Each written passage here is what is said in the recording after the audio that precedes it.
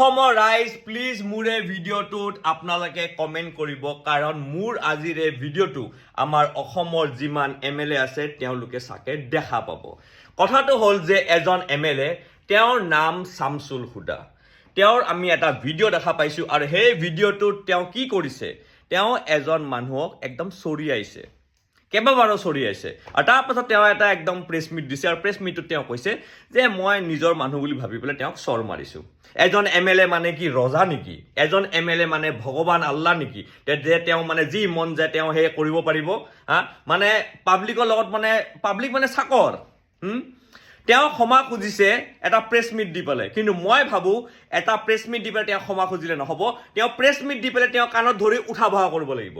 হয়, একদম আপোনালোকে ঠিকেই শুনিছে। মই বিচাৰোঁ যদি কোনো পাব্লিকক যদি কোনোবা এমএলএ যদি এনেকৈ চৰিয়াই অকল প্ৰেছ মিট দি পেলাই চৰি ক'লে নহ'ব, প্ৰেছ মিট দি পেলাই ক্ষমা খুজিলে নহ'ব, তেওঁ প্ৰেছ মিট দি পেলাই কাণত ধৰি উঠা বহা কৰিব লাগিব।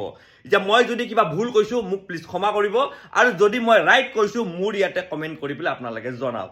মানে আপোনালোকে কি ভাবে কমেণ্ট কৰি আপোনালোকে জনাওক। দৰকাৰী ভিডিঅ' যাতে প্ৰত্যেকজন এমএলএ লৈ ভিডিঅ'টো গৈ পায়।